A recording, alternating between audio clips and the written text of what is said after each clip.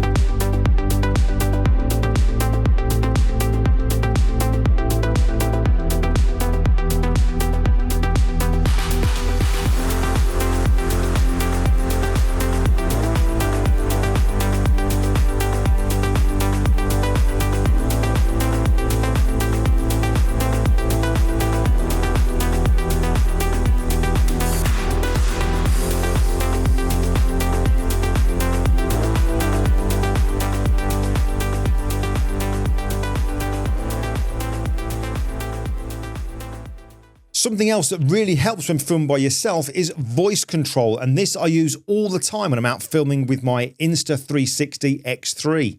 Voice control means I can start and stop recording without having to retract the pole that the 360 camera is out on, then press record and then extend the pole back again, and it works really, really well. Start recording. Stop recording.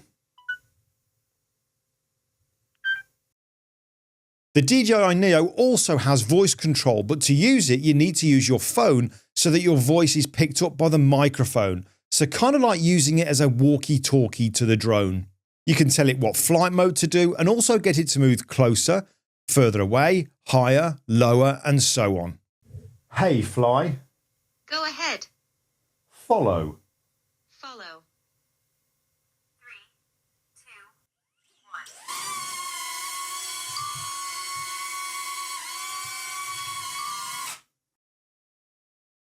Now, as for the footage when using it without any kind of controller, the footage you get is what DJI bake into it.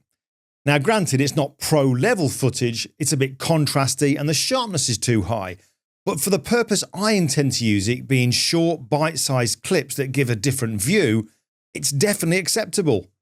This is also a sub £200 drone, so I can't expect it to be the same quality as my more expensive drones. And incidentally, as far as I'm aware, you can alter the video settings when using the Neo with the DJI RC2 controller. So in short, I have no regrets buying the DJI Neo. It's really clever and useful, and it'll definitely be part of my filming kit.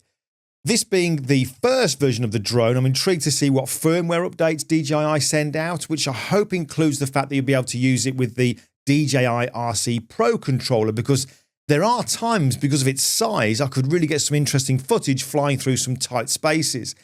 I'm also intrigued to see what version 2 will be like. Anyway, I'd love to hear from you if you've already got the Neo and why you got it, so let me know in the comments. But for now, I'd really appreciate it if you clicked on the like button, subscribe if you haven't already, and I'll catch you in the next one.